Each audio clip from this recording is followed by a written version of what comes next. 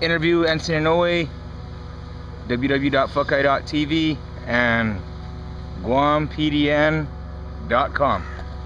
Okay, Ants, right now, where are you at and what are you doing? We're in Kisanuma, which is a city off of Miyagi. Miyagi is the town where the epicenter was. So we're actually on the coastline of where the epicenter was. And this town is called Kisanuma. And we're walking around the town right now with ocean liners like stacked up on the street in the town, on the houses. Okay, you know, everybody knows about the tsunami of March 11th, 2011, and a lot of us have been following you on Facebook. What's making you take so many chances, and why exactly are you doing it? Well, it's something that I feel I want to do. So it started off with helping friends in the area, and then when I met people in the evacuation centers, and you know, I feel like, you know, whenever I came up here the first time, the things I bought for the people, little simple things like shoes, clothing, toothbrushes, nail clippers, put so much smiles and changed a lot of people's lives because of the situation that they're in. And so, you getting a call? Huh? You getting a call? Yeah, it's okay. It's Tone Anderson. Screw that guy. Okay. And so, what actually came down to me, the reason why I'm so obsessed with helping out the people here is because, you know, something like a 6,000 yen massage, you know, what I could buy with the money here to give to people who don't have anything.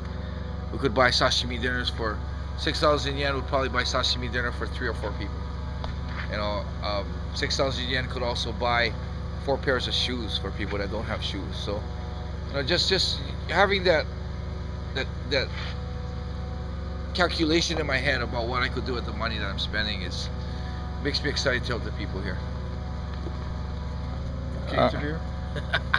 Okay. What role do you feel your experience as a mixed martial artist and a martial artist has played a decision to do in what you're doing? As far as mixed martial arts, I don't know. As far as, I don't know if the mixed martial arts directly has played a role, but it's helped me go through a lot of things I have to go through up here. Seeing all the death and destruction up here, it helps you to continue to go on. You know, it's almost like losing a fight. You know, feeling like the road's over, feeling like there's no way to recuperate from this loss. It helps me in a way because of my experience of mixed martial arts, having suffered losses. It helps me come back, you know, every day and help these people as strong as I can. You've had some very powerful incidents from your incarceration a few years back to your return to mixed martial arts competition in Astra, to your 40-day journey in Shikoku to visit the temples, and now your most recent commitment to service the victims of the tsunami. How would you piece these incidents together, these different incidents together in your life? It's almost like a trail that God's leading me on. First trail He led me on is putting me in prison. He made me appreciate the freedom of being able to eat what I want, to do what I want, go where I want, and take, you know, that kind of stuff. Then the next step after that was, you know, the pilgrimage, the pilgrimage that I did. It helped me not only appreciate my freedom, but appreciate the simple things that I have in life. The simple things like getting a glass of water from the ice box, having a roof over my head every time I sleep, not having to worry about mosquitoes coming and biting me. And then after God put me through appreciating my freedom and then appreciating the simple things in life, now He puts me in the other side now to see people that are in that same situation appreciating what they had, things that they didn't appreciate before. So what I'm helping now with these people is helping them get those simple things that they never appreciated. The nail clipper to cut their nails, the ear cleaner just to clean their ears every so often. You know, I feel like I'm helping with that. So I feel like that's the path God's given me to make me fully understand the appreciation of the simple things in life. And then in my situation, in my position right now as a famous mixed martial arts fighter, it helps me create funds. It helps me touch more people than a normal person could. So I maybe He was preparing me for this, or maybe God's preparing me for a bigger mission that's going to come up later.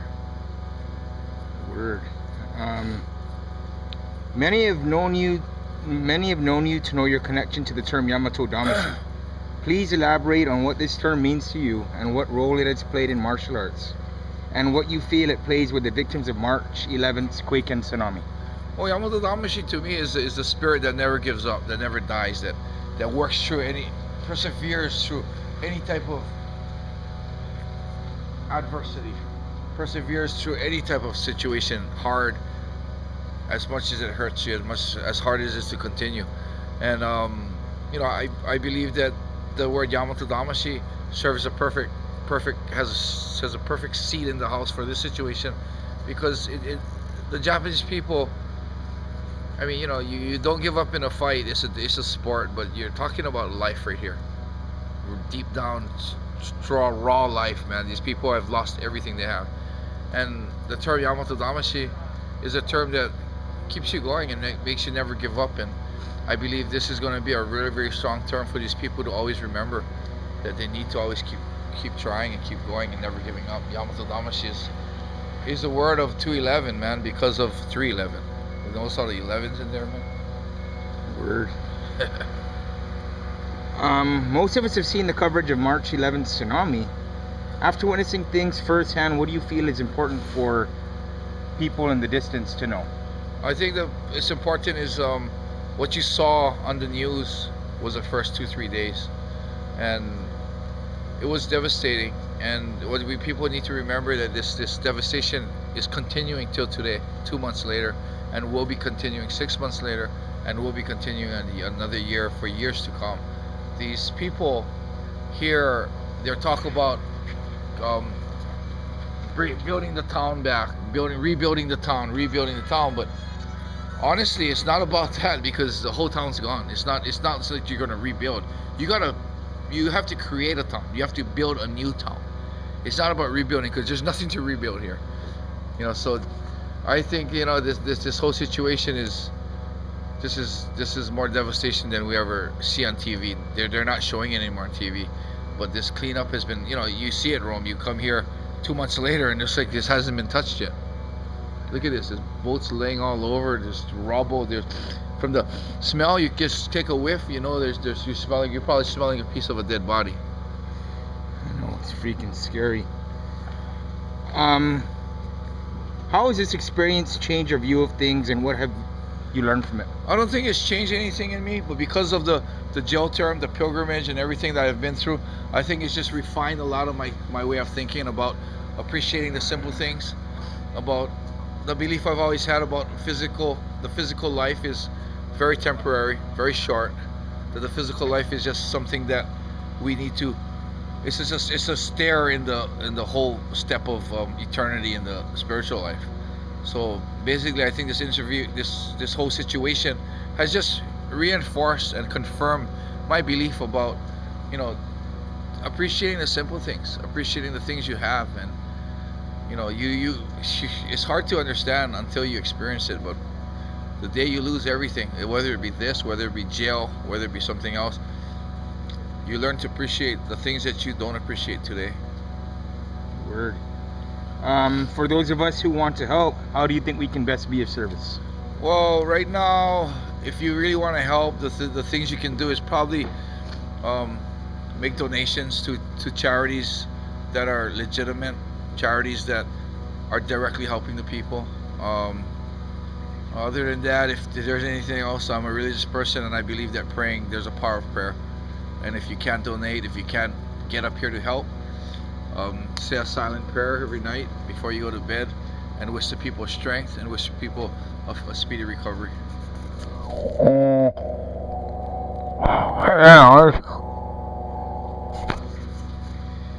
Anything else any other comments you might have about this situation? No, it's an ongoing thing that we're gonna be trying to help the people with. I'm just one person, but if I can touch one life, it's worth it. So I'm gonna continue. And one more thing, Marco Manibusin is still a fag. Okay, quote, unquote. Marco Manibusin is a faggot. Okay, Enson Inoue. Yeah. Word. www. Fuckeye.tv. 10 minutes and 8 seconds of wisdom. Oh yeah.